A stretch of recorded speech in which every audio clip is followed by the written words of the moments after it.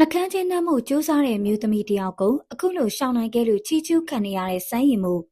အားလုံးသိကြတဲ့အတိုင်းမြန်မာစက်တပင်မှာဖိုချစ်စွမ်းတို့ခေတ်ကစားလို့အခုအောင်စပူစမ်းရည်မှုအထိပရိသတ်တွေကမင်းသားတွေကိုတဲသိမ်းလို့အားပေးလိရှိကြပါတယ်။စူးကြရင်လက်ဆွဲနှုတ်ဆက်တာပါးနှမ်းတာတွေကလည်းရှိတတ်စမြဲပါ။ဒါပေမဲ့လက်တလောလူမှုကွန်ရက်မှာပြန့်နှံ့နေတဲ့ဗီဒီယိုတစ်ခုမှာတော့အမျိုးသမီးပရိသတ်တယောက်ကစမ်းရည်မှုကိုပါးနှမ်းယုံနေမကားပဲနှကမ်းချင်းမှာထိတွေ့နှမ်းရှုံမှုစူးစမ်းလာခဲ့ပါတယ်။ဒီလိုနေခက်ချာအခြေအနေမျိုးမှာစမ်းရည်မှုရဲ့တုံ့ပြန်မှုကတကယ့်ကိုချီးကျူးစရာပါပဲ။သူဟာပရိသတ်ကိုရှင်းရစီမဲ့ပုံစံမျိုးနဲ့ညှင်းပယ်တာမျိုးမဟုတ်ပဲအပြုံးမပြတ်ပညာသားပပလေးကိုတိမ်းပြီးရှောင်ထွက်သွားခဲ့တာပါ။ဒါလူငယ်တယောက်ဖြစ်ပေမယ့်အောင်မြင်မှုနဲ့တာယာမှုကိုမရောထွေးပဲယောက်ျားကောင်းတို့ရဲ့အိန္ဒိယကိုထိမ့်သိမ်းပြလိုက်တာလည်းဖြစ်ပါတယ်။ကိုရိုင်းကတာယာလိုက်ရင်နာမည်ပြတ်နိုင်တယ်လို့ပရိသတ်နဲ့နုပညာရှင်ကြားကစီကိုလည်းကျွံလွန်သွားနိုင်တာကိုသူကကောင်းကောင်းသဘောပေါက်ထားပုံရပါတယ်။ပရိသတ်ကြီးတို့ကရောပရိသတ်ရဲ့ချစ်ကိုတန်မိုးထားပေမယ့်ကိုယ့်ရဲ့တိတ်ခံစီကိုတော့အကျော်မခံပဲ